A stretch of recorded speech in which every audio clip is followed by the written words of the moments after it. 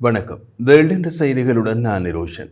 ஆக்கிரமிக்கப்பட்ட மேற்கு கரையில் உள்ள துல்கரீம் அகதிகள் முகாம்கள் மீது இஸ்ரேல் நடத்திய விமான தாக்குதலில் குறைந்தது 18 பேர் கொல்லப்பட்டதாக பாலஸ்தீனிய சுகாதார அமைச்சு தெரிவித்துள்ளது.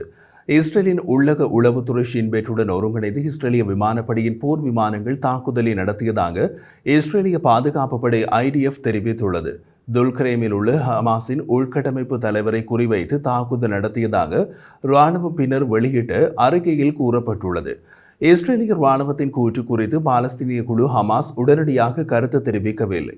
துல்கரேம் அகதிகள் முகாம் அதிகாரி ஃபைசல் சலாமா AFP செய்தி நிறுவனத்திடம் F-16 போர் விமானங்கள் மூலம் தாக்குதல் நடத்தப்பட்டதாக தெரிவித்தார்.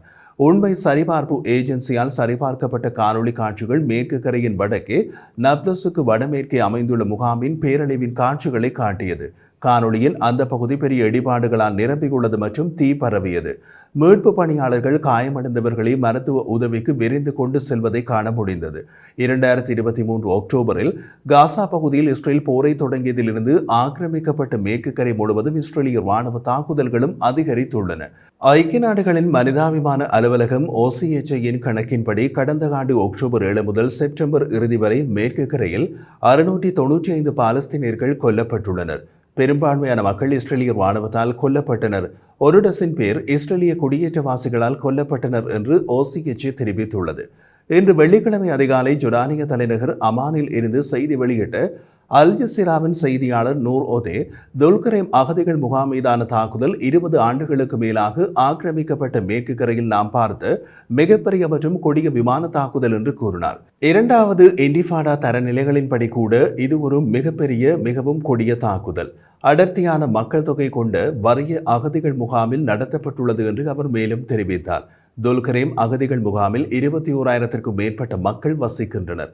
அவர்கள் 0.18 சதுர கிலோமீட்டர் பரப்பளவில் வாழ்கின்றனர் என்று பாலஸ்தீனிய அகதிகளுக்கான ஐநா நிறுவனம் PDF தெரிவித்துள்ளது. மருத்துவமனைகள் நிரம்பி வழிந்ததால் தாக்குதல் குறித்த தகவல்கள் இன்னமும் வந்து கொண்டிருப்பதாக பாலஸ்தீனிய ஊடகங்கள் கூறுகின்றன. இதுவரை கிடைத்த தகவல்களின்படி ஒரு முழு கட்டடமும் தரைமட்டமானது. மேலும் அவர்கள் அனைத்து உடல்களையும் மீட்டுவிட்டார்கள் என்பதையும் இடிபாடுகளுக்கு அடியில் உயிர் பிழைத்தவர்கள் யாரும் இல்லை என்பதையும் உறுதிப்படுத்துவதற்கு துணை மருத்துவர்கள் இன்னமும் போராடி வருகின்றனர். பாலஸ்தீன ஜனாதிபதி மஹ்மூத் அப்பாஸின் செய்தி தொடர்பாளர் நபில் அபு ருடைனே அகதிகள் முகாம் மீதான தாக்குதலை பொதுமக்களுக்கு எதிரான கொடூரமான குற்றம் என்று கண்டித்துள்ளார். பாலஸ்தீனிய தேசிய ஆணையத்தின் பஃபா செய்தி நிறுவனத்தால் பகிரப்பட்ட அறிக்கையில் அவர் இந்த தாக்குதல் மேற்கு கரை மற்றும் காசா பகுதி ஆகிய இரண்டிலும் பாலஸ்தீனிய மக்களுக்கு எதிரான பெரிய அளவிலான இனப்படுகொலையின் ஒரு பகுதியாகும் என்று கூறினார். கடந்த மாதம் ஐநா நிபுணர் ஒருவர் இஸ்ரேல் மேற்கு கரையின் வடக்கு பகுதியில் தனது ராணுவ தாக்குதலை அதிகரித்துள்ளதாகவும் இது ஒரு ஆபத்தான விரிவாக்கத்திற்கு இட்டுச் சென்றுள்ளதாகவும் எச்சரித்தார்.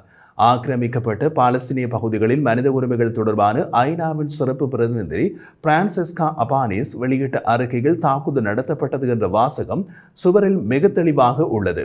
அதை நாம் தொடர்ந்து புறக்கணிக்க முடியாது. இஸ்ரேலின் கட்டுப்பாடற்ற கட்டுப்பாட்டின் கீழ் எந்த பாலஸ்தீனியர்களும் பாதுகாப்பாக இல்லை என்பதற்கு பெருகிய சான்றுகள் உள்ளன என்று தெரிவித்துள்ளார். ஜெனின், நப்லஸ், துல்கரேம் மற்றும் டுபாஸ் பகுதிகளில் குறிப்பாக அகதிகள் முகாம்களில் கடந்த சில மாதங்களாக முறையான விமான மற்றும் தரைவழி தாக்குதல்கள் தீவிரமடைந்துள்ளன என்றும் அவர் குறிப்பிட்டார். அவர் மேலும் தெரிவித்த போது காசா மற்றும் மேற்கு கரையை இஸ்ரேல் ஒரே நேரத்தில் குறிவைக்கிறது.